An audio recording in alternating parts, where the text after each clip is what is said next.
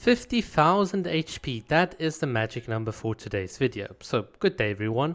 Let's talk about Sigewinne's misunderstood Bond of Life mechanic for today's video.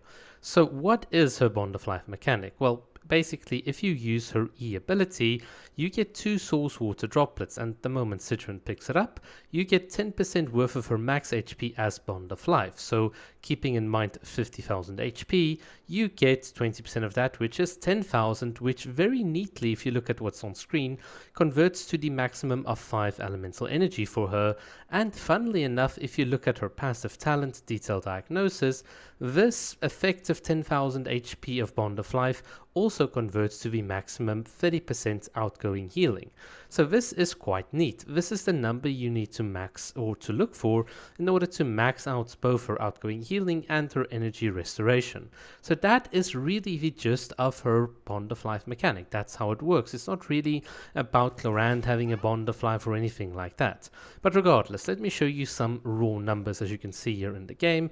Do keep in mind your numbers might vary. So the healing we have here on Nilo is 3481, and if we now repeat this using our lovely assistant Kokomi, who's going to be the healee in this case, or one being healed, you'll see that this number is going to go up to about 4,389. So effectively this is about a 26% increase due to the way the Genshin Impact damage equation works, but basically what it tells you is that there is some merit in Sigewinne gaining some Bond of Life, be it from source water droplets or from some other source.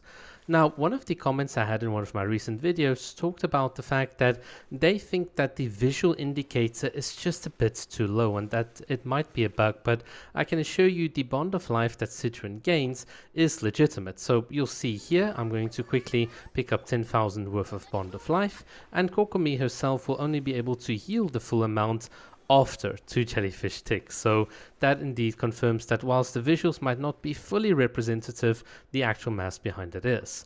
But you guys know me very, very well. I'm not just going to leave you with theory without any practice, so let's talk a bit about something which is fun, and that is Neuvillette and Sigewinne.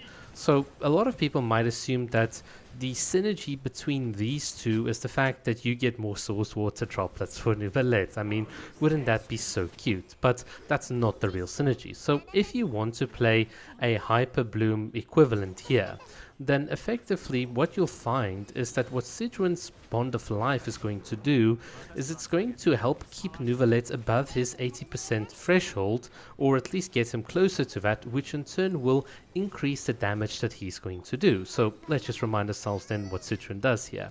She increases the off-field elemental skill damage from Fischl and from Nahida, which in turn are like proccing reactions which will fit into Neuvillette's passive, and she also gives Neuvillette quite a number of like elemental energy. So one of the things that you'll notice with Sigewinne is that her elemental skill gives you 4 or 5 particles. So typically what you want to do is you want to fire Sigewinne's skill and then go to Neuvillette. So it's basically you start with Neuvillette, Nahida, Fischl, Sigewinne, then Neuvillette, and this is very, very comfy. As you can see in the background, I'm not even tryharding, and it's so comfy. But basically what Sigewinne does is she helps battery Neuvillette, or at least reduces his energy requirements. Like implicitly, she boosts the off-field damage of the characters, and in some cases, depending on how you play it, she can either help boost Neuvillette's damage, or she can actually provide that extra bit of a source water droplet just to ease the rotation. But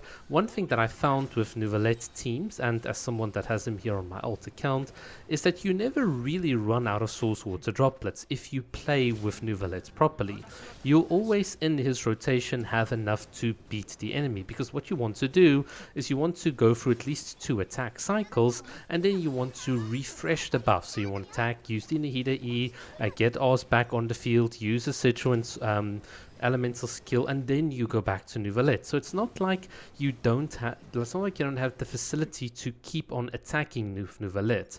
So from my perspective, the idea that Neuvillette or that Citroen's just here for source water droplets is not entirely accurate. In fact, one of the cool little fun things that you can have with Neuvillette and Citroen is the fact that Neuvillette can drop source water droplets. You can dash in an animation cancel with Citroen on her E, pick up source water droplets, but then leave two behind so that Neuvillette can then take those two once he's busy with his rotation.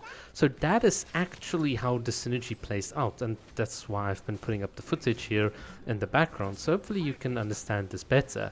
So from my perspective, what does Citroen provide? Well, she provides party-wide healing. This was very, very comfy. She boosts the damage from Nahida and Fischl, she helps battery Neuvillette, and she can also ease and aid some of the rotations when needed with her source water droplet. I think in total that is really, really powerful, and I just want to remind you, the big thing about the healing is that it helps Neuvillette keep his HP above 80%, which will increase the damage. And that is how you play Citroen as a proper support. Thank you so much for watching. Cheers.